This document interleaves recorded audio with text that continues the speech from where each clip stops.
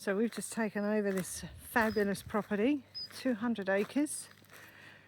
We have a little shed, and we've got a little tractor shed behind there, and then there is this fantastic Queenslander, which we are just trying to create a little bird cage here for our parrot, who is very unhappy in the city.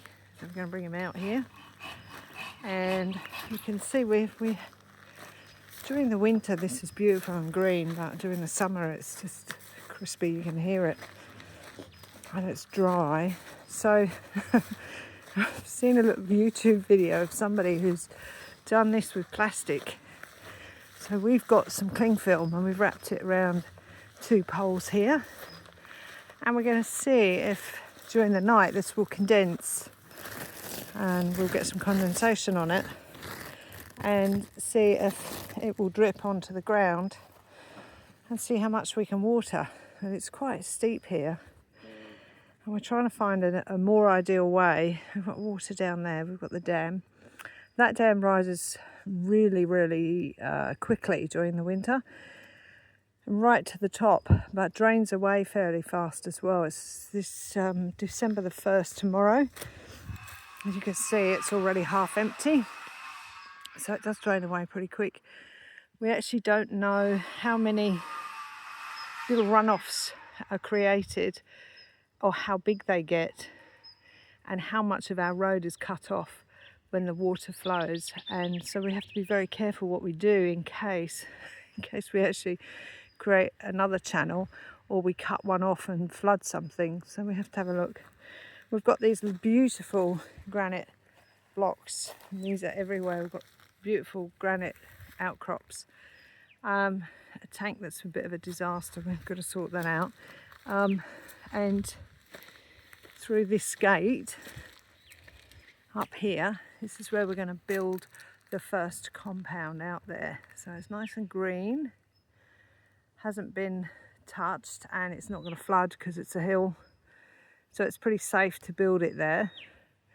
And then we're going to have a look at this fencing around this house, because it's not ideal, so that we can get the joeys, we can get the goat sorted, and we can get the chickens sorted, and we can make it a bit more accessible. This is the shortest set of stairs here, but we can't get a car. You just can't get a car anywhere near here. So it's like quite difficult. The trees have grown up. Some of these little trees need to be thinned out and really get away from the house, so we will move some of those. And that will allow some of the bigger trees to take over and give us some shade, but we'll get rid of these little twiddly stick things. There's a big tree there that's died. That's a bit of a danger to the house, and the white ants have already moved in, so that needs to come down ASAP. And I think there's another one as well. So there's a bit of work to do.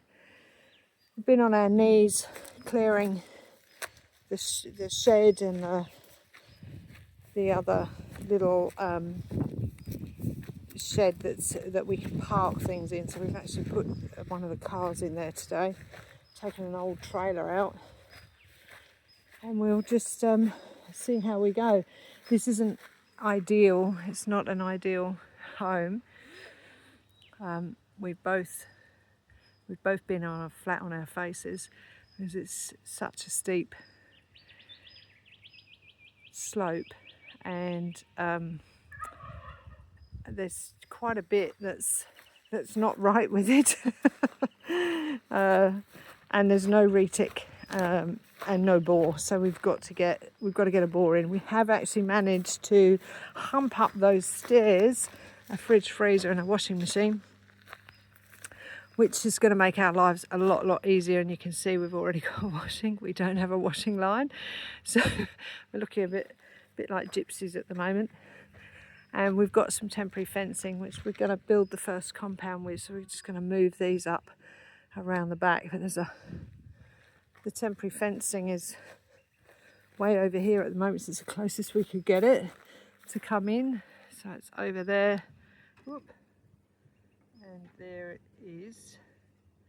That's all the temporary fencing, so that's all going to come up here and go up the back.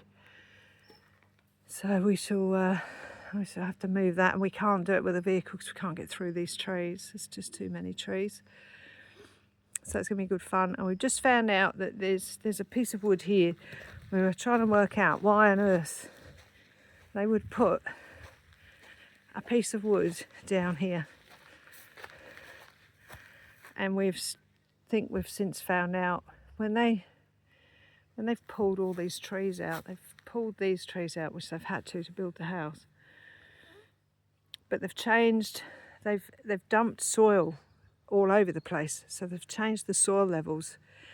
And so now when it rains, the water comes flooding down. And obviously what was happening was the water was coming down here, going down underneath the tank around the shed and down onto the front of the shed and taking all the water with it, all the ground with it. So there is a concrete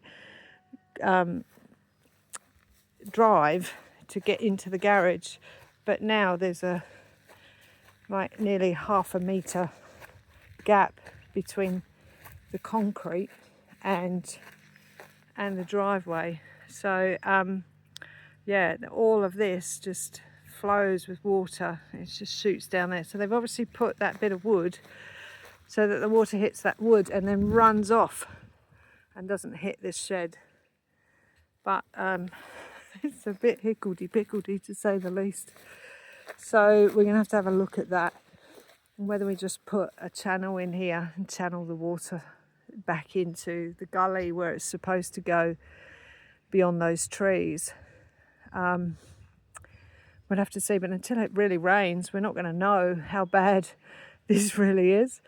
We can't really wait for rain, so because that's not going to happen for another 6 months. So ultimately, we're going to have to start things, and we have to do a bit of guessing. So that's going to be a bit of a challenge.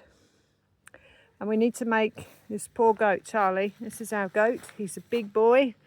You can see him, how big he is. So he's a big lad there, and he is literally in full sun all day, apart from a little bit of shade underneath this house, and he doesn't get it all. He only gets a little bit. He's north facing the whole day long. So we want to get him out of the sun, and we want to give him something to rub his back on and whatever. So we are thinking about extending out here into the woods so that he's got some trees and he's got some bushes and he's got some shade.